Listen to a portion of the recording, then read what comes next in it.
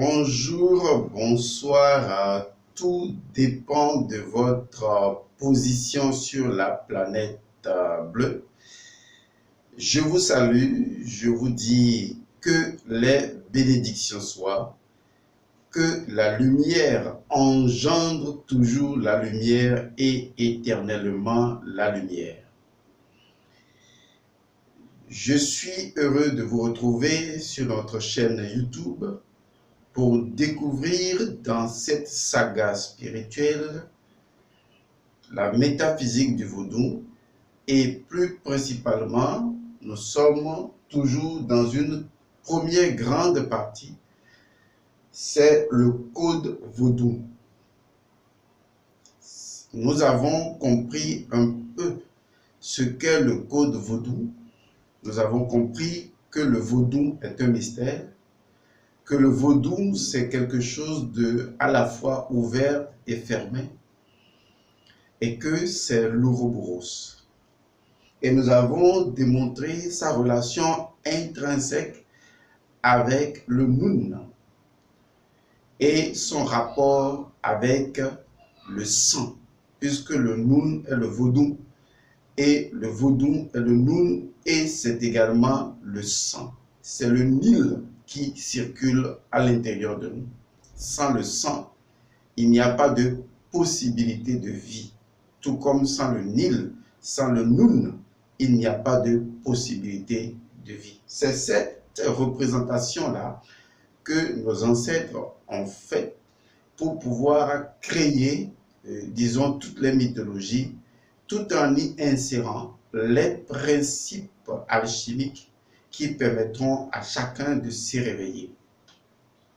Le Noun vaudou, ou tout simplement ce principe primordial, l'océan primordial, est en réalité un océan, disons, alchimique. Tout simplement parce que à l'intérieur du Noun, tous les éléments peuvent devenir tout élément. Nous sommes dans une dimension de toutes les possibilités et c'est de là que se joue irrévocablement la loi de la transmutation absolue. Je dis bien la transmutation absolue. Nous avons donc évolué avec le sang, son rapport avec l'âme, avec le renne ou le vrai nom.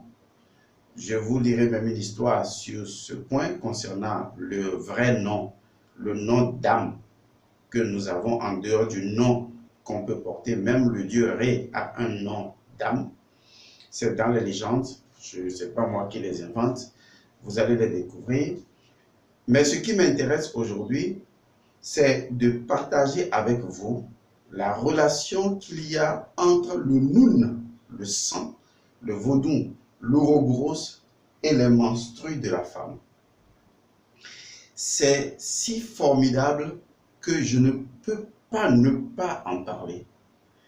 Cela peut déplaire des fois à certains hommes, puisque c'est le domaine dans lequel la femme reprend son droit de pouvoir et d'autorité, et généralement sur l'homme ignorant, parce que les menstrues constituent ce que je pourrais appeler la matrice du pouvoir féminin.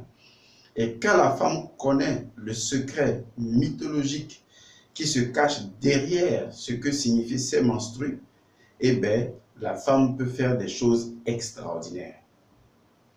Et donc, les menstrues, sans plus tarder, avant de revenir à d'autres éléments, les menstrues sont naturellement du sang. Nous sommes d'accord là-dessus. Les menstrues sont du sang. Ok. Les menstrues étant du sang, le sang, c'est l'ouroboros, c'est le Noun. On l'a déjà dit. Ok. C'est le principe à queue, c'est le principe Noun. Donc, déjà, les menstrues sont également le Noun chez la femme.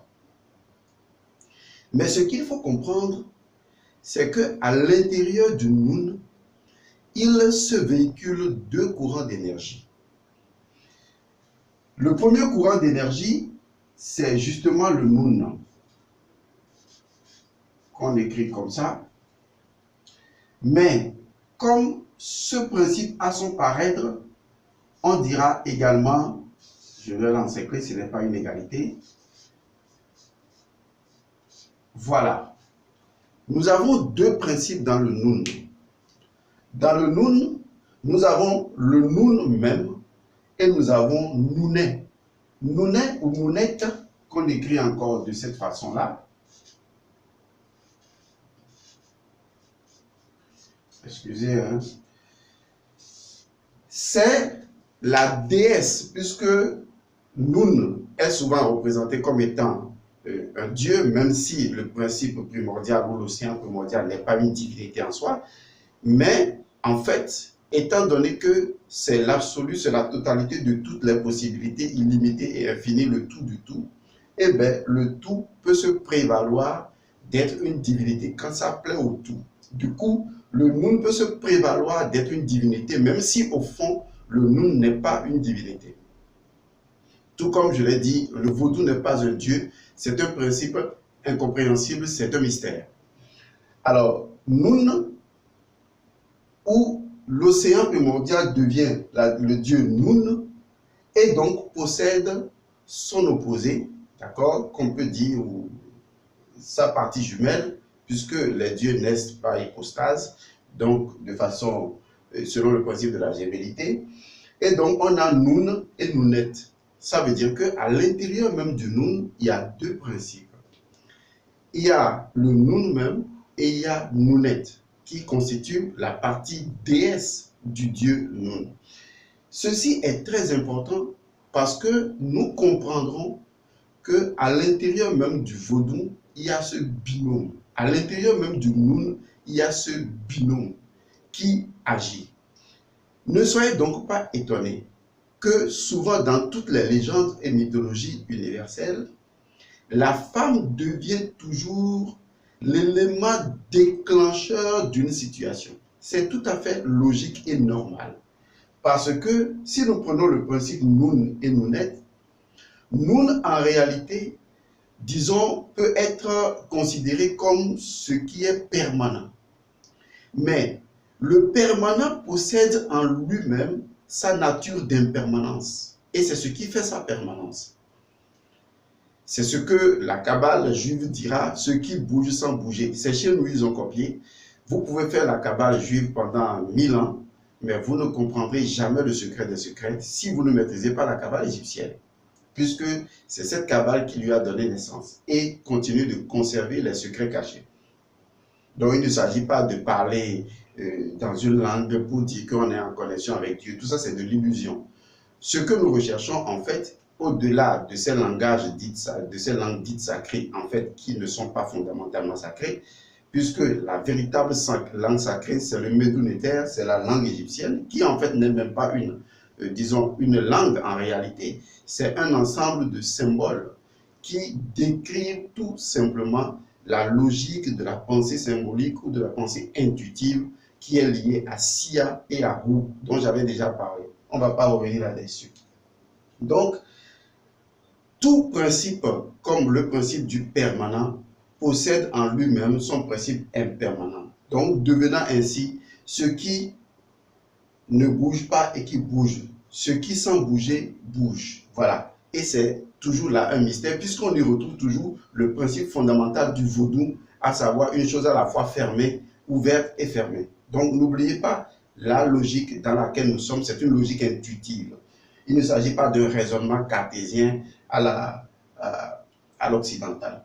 Donc, tout principe, quand Nun, l'océan primordial, devient le dieu Nun, et donc possède naturellement son paraître qui est Nounet. Donc, les deux cohabitent ensemble.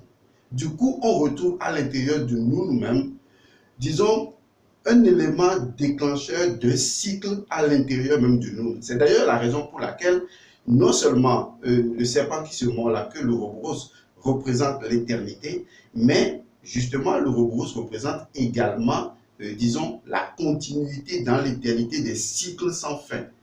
à la fois des choses qui meurent et qui renaissent. Vous voyez, on retrouve ce symbole dedans. D'ailleurs, c'est le tout et il n'est pas, c'est-à-dire il n'est que normal de retrouver le tout dans le tout. Et c'est ça qui est vraiment important à comprendre. Donc, le symbole de Nounet, qui est la déesse de Noun, si on peut ainsi dire, constitue l'élément cyclique à l'intérieur même de l'Ouroboros, à l'intérieur même du vaudou, à l'intérieur même de cette réalité-là. J'en avais parlé pratiquement comme étant le principe de Mao, qui souvent est identifié, disons, à une femme, qui en réalité ne doit pas être compris comme étant femme-homme, mais c'est des principes qui doivent évoluer en binôme. Et c'est comme ça que les choses marchent. Donc, Nounet va prendre plusieurs configurations dans les mythologies égyptiennes. Et c'est ce qui est très important parce que c'est si discret que les gens ne lisent pas. Moi, je ne suis pas historien, mais je me sers des œuvres des historiens égyptologues et africains et autres pour aller au-delà, démontrer que nos ancêtres ne réfléchissaient pas simplement pour la vie quotidienne ordinaire, mais en réalité avaient tissé un lien premier entre le monde invisible et le monde visible, et c'était ça l'essence même de leur vie. Et la vie extérieure n'était sacrée que de par cette connexion avec l'Ouroboros. Donc, rappelez-vous, dans la vidéo précédente, j'ai parlé de cette légende togolaise qui a trait à Thème, et Thème devait pratiquer un rituel continuel, c'est d'avoir toujours une goutte du sang de l'animal tué dans la gourde que le dieu soleil lui a donné. Et tant que Thème, disons, honorait cet engagement de maintenir, disons, cet équilibre-là, et bien, le sang ne se répandait pas. Mais là encore, il y a une autre explication qu'il faut saisir. Donc, je voudrais que vous maîtrisiez le principe de Nounet, parce que, justement, c'est ce principe de Nounet-là qui va nous permettre de comprendre que dans le vaudou ou dans le Noun ou l'Ouroboros, bien que ce soit la permanence de toute permanence ou l'absolu, c'est en même temps la possibilité de cycle sans fin. Et donc, le phénomène cyclique qui se trouve au sein de l'Ouroboros devient Nounet, qui est représenté par le cycle menstruel. C'est vrai qu'un médecin nous dira qu'on ne parle pas de cycle menstruel, que le cycle menstruel ne concerne que les menstrués, que ça ne concerne pas le cycle ovarien, mais permettez-nous d'adopter cette ignorance-là. Globalisons le phénomène lunaire chez la femme. Oui, lunaire, puisque quand la femme est en menstruée, on dit qu'elle est dans la lune ou elle a attrapé la lune. Oui, c'est ça également le principe. Entre soleil et lune, le rapport est là, puisque les deux sont à l'intérieur du Noun, représentant donc les principes préexistants à leur propre existence, puisque le soleil et la lune préexistaient dans le Noun avant leur propre existence, représentant ainsi le dieu Noun et la déesse Nounet. Vous commencerez à comprendre. Donc du coup, Nounet représente le cycle menstruel. Et les menstrues deviennent, dans leur aspect cyclique, l'élément capital qui va permettre la création. C'est la raison pour laquelle, dans toutes les mythologies, la femme est toujours l'élément déclencheur des événements. Malheureusement, comme les gens ne maîtrisent pas les configurations métaphysiques et liées au code des mythologies et des légendes, généralement, on incrimine toujours la femme parce qu'on dit que c'est elle qui apporte le malheur dans le monde.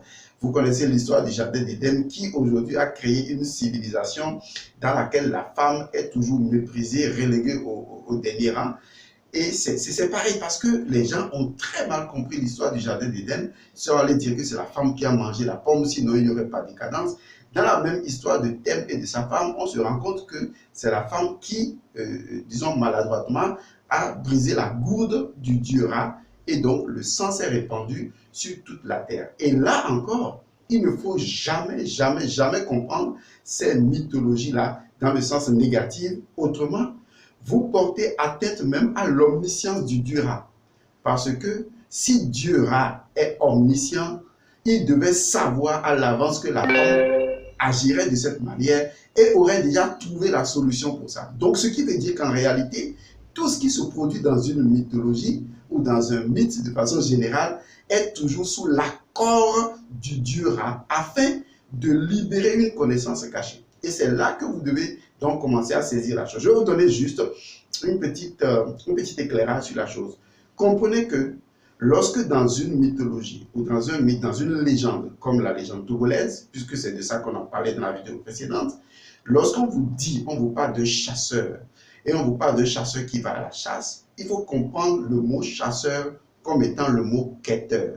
C'est-à-dire, le mot chasseur, celui qui va à la chasse, c'est celui qui va à la quête. Et souvent, il va à la quête de sa propre nature, puisque la chasse est intrinsèquement liée à la quête.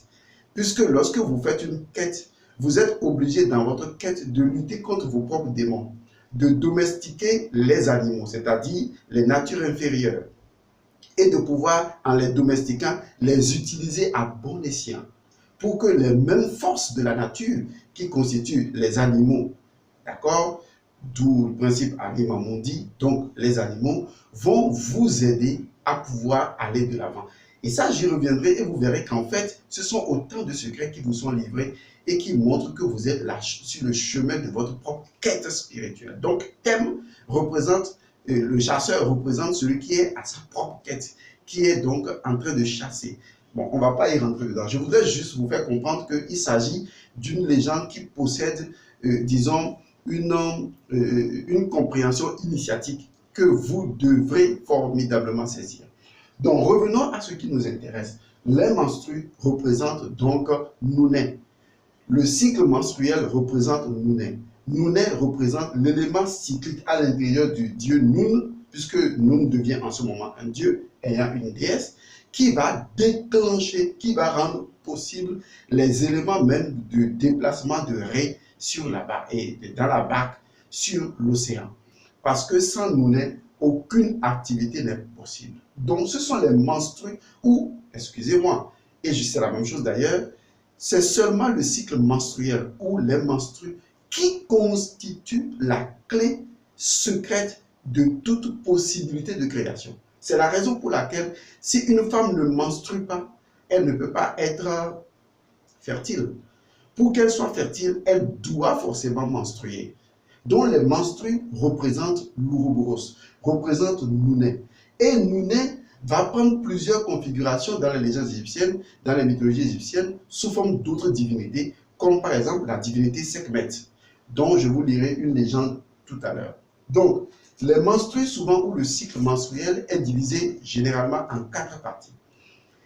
Et ces 4 parties constituent, disons, les 4 phases du cycle à l'intérieur du Vodou ou à l'intérieur même du Noun et constituent en même temps la force des 4 puissances primaires. Mais on ne va pas y aller encore là parce qu'il faudra qu'on aborde divinité Sapata, Hegeso et tout le reste, mais dans un jargon plus compréhensible pour vous. Alors, donc, nous sommes là dans les phases du cycle menstruel. Et c'est justement parce qu'il y a cycle, qu'il y a possibilité de création, mais qu'il y a possibilité de reconstruction, de destruction et de rénovation. Vous voyez, c'est ça. Parce que quand un cycle commence, il faut qu'il finisse et qu'un autre cycle arrive. Et Nouné déclenche ce cycle-là sous la forme d'autres divinités mythologiques que nous allons certainement des fois apprécier. Donc, le cycle menstruel est généralement divisé en 4 grandes phases. La première phase, c'est le début du cycle menstruel lui-même, qu'on appelle les menstrues. Et cette phase-là constitue la période du sang menstruel. Et ça, c'est très important. Et malheureusement, le sang menstruel est considéré par beaucoup de personnes comme étant le symbole de la souillure. Arrêtez ça tout de suite. Je dis bien, arrêtez ça tout de suite. Et ce qui est encore plus grave, c'est que des femmes elles-mêmes se sentent souillées dès qu'elles sont dans les menstrues. Mais je ne comprends pas. Parfois, je me demande, est-ce que les gens manquent d'intelligence ou les gens sont volontairement bêtes? Parce que, d'abord, ce qui est naturel ne peut jamais faire l'objet de saleté. Parce que chaque chose a sa raison d'être. Les menstrues ne sont pas sales. Les menstrues représentent le Noun. Noun, dans sa partie nounette, représentant l'activité au sein même du Noun. Et cela va se poursuivre sur 4 phases. C'est le pouvoir du Noun en mouvement pour pouvoir créer, pour pouvoir rendre fertile, pour pouvoir manifester. Donc c'est une puissance incommensurable, les menstrues. Et je vous assure, les menstrues représentent le sang, représentent le vodun, représentent le nun. Mais à la seule différence, je dis bien à la seule différence, que les menstrues sont un pouvoir à la base chaotique. Pourquoi c'est un pouvoir chaotique? D'abord, le nun ou l'ouroboros possède en lui-même, disons, les principes des choses. Ça veut dire que toutes les choses qui pourraient se manifester dans les possibilités infinies et illimitées sont à l'intérieur du nun. On y retrouve également les puissances, les forces. Qu'elles soient célestes, qu'elles soient démons, elles sont présentes.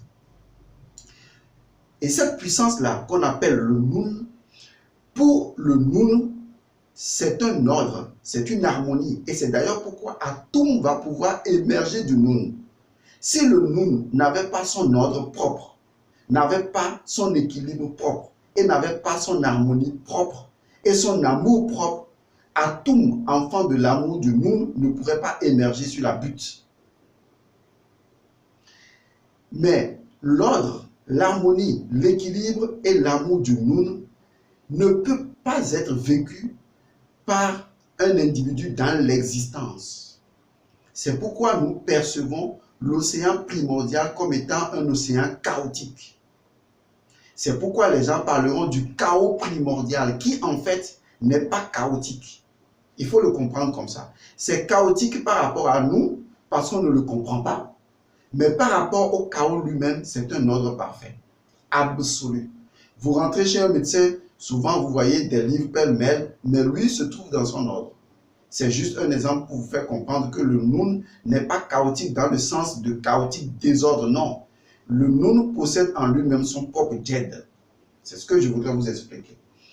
Et donc, vu sous cet angle-là, cela veut dire que ce nun-là, son ordre est incompréhensible pour nous. Donc, Atum vient à l'existence et manifeste d'autres existants, d'accord, qui préexistaient au sein du nun pour apporter ce que je pourrais appeler l'ordre, l'équilibre et l'harmonie dans l'existence. C'est la raison pour laquelle le même serpent qui représente Nun cherche toujours à avaler le monde, devenant ainsi Apophis, ou le serpent qui veut créer la destruction, qui n'est également qu'une partie du Nun ou du cycle de Nounet. Puisque le cycle de Nounet est en 4 phases, et je vous ai dit tout à l'heure que l'ouroboros, le serpent qui se mord la queue, c'est l'éternité des cycles. Donc un cycle commence, un cycle finit, et un autre cycle commence. Est-ce que vous commencez à comprendre? Donc, on est là dans vraiment la pure métaphysique africaine et non dans autre chose. Donc, pour revenir à ce que je suis en train de dire, c'est que les menstrues, donc, tout comme le nun, est chaotique parce que les menstrues possèdent en elles-mêmes les puissances. On y retrouve les entités, les esprits, en fait, les forces. C'est un enjouement parfait. Deux puissances regroupées en deux natures, l'électricité et le magnétisme. Mais tant que on ne va pas faire émerger Atum des menstrues, les menstrues demeurent chaotiques. C'est la raison pour laquelle les premières menstrues d'une jeune fille, on doit lui faire forcément le rituel des menstrues. Si on ne lui fait pas le rituel des menstrues, les entités qui sont à l'intérieur du sang menstruel comme des potentialités entitaires au sein du Nun ne seront pas maîtrisées par Ru, le verbe, et donc vont perturber la vie de cette femme. Et généralement vont générer des problèmes. C'est pourquoi, lorsque vous prenez le principe du Nun,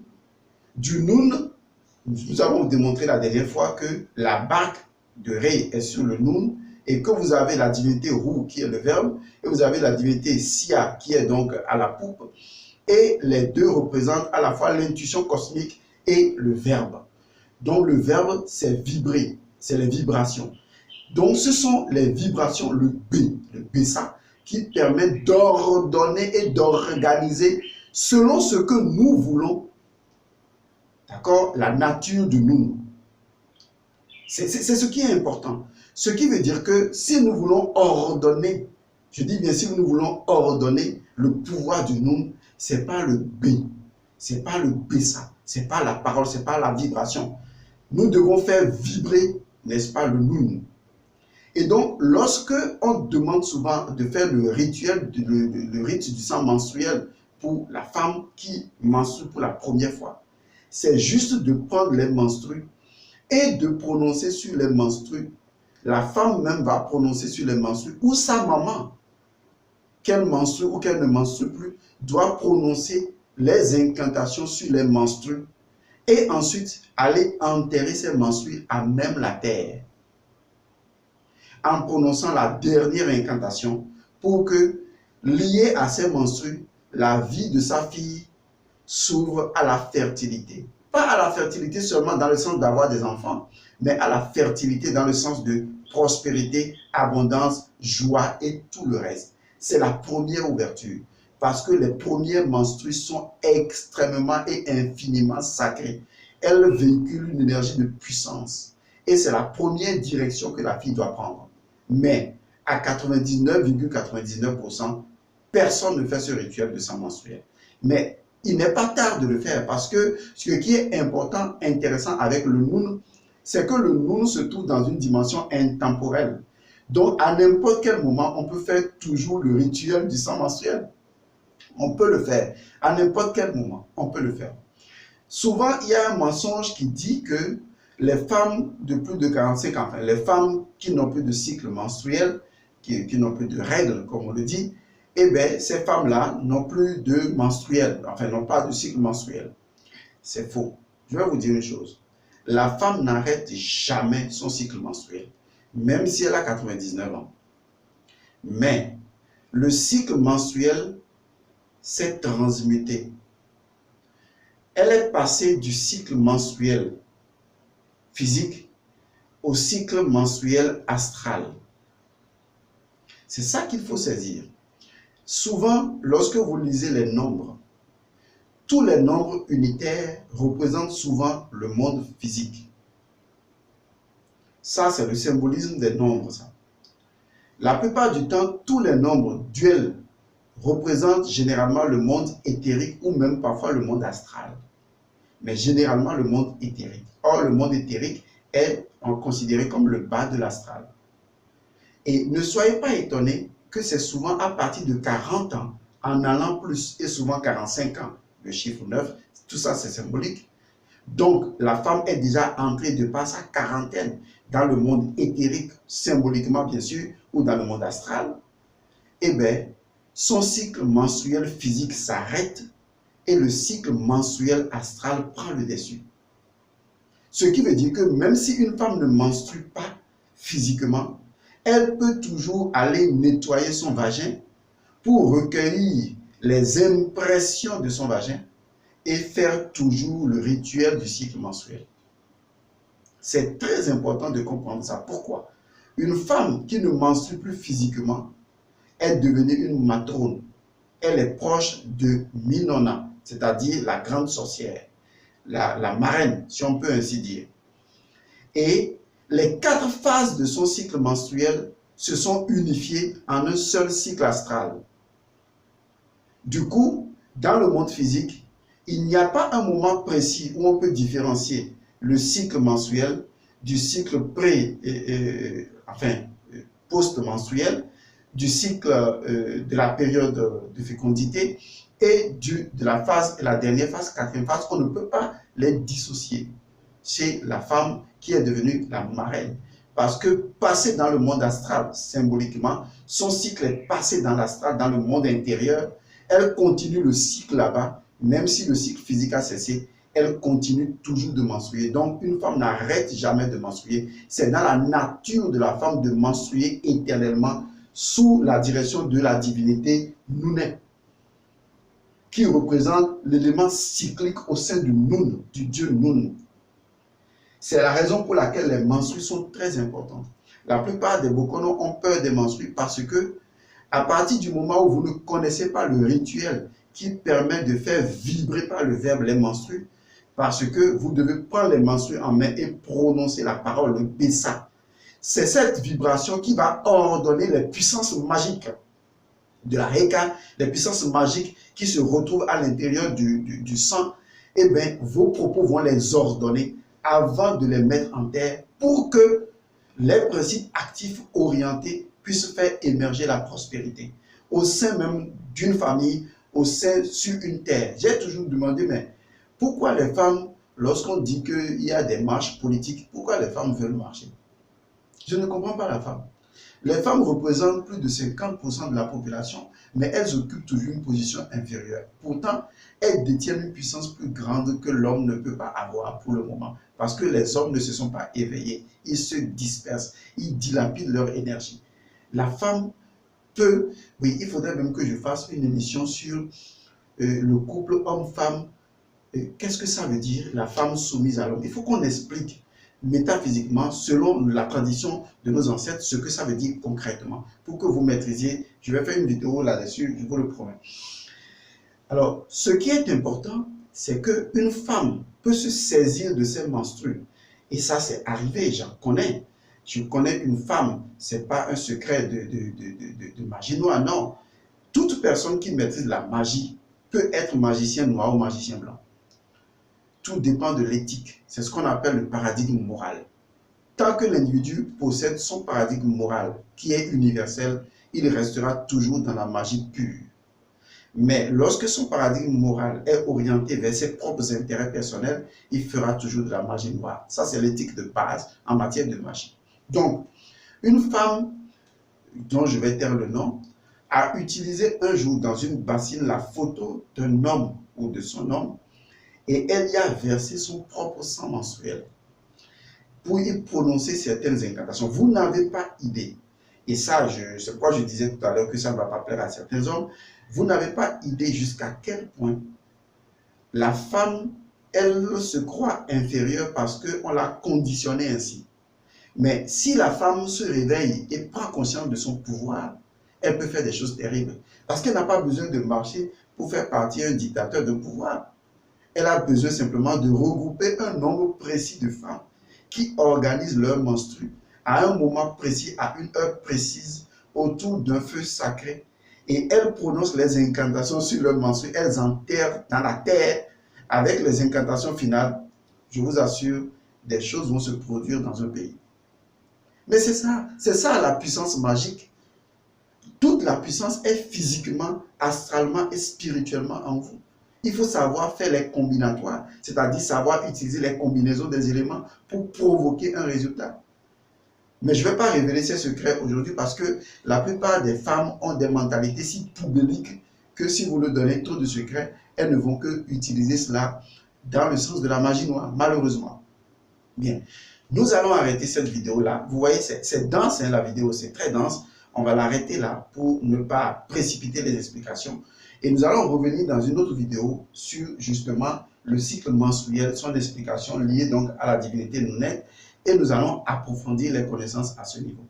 Je vous remercie de nous avoir suivis. Restez fidèles à nous et bien sûr à la prochaine fois. Je remercie les personnes qui ont commencé à réagir pour nous soutenir. Je vous ferai un coucou dans la prochaine vidéo et vous dire ce que vous devez faire, même si vous devez nous faire des donations, ce que vous allez devoir faire pour que ça vous profite également. Paix, bénédiction à vous, vie, force, santé.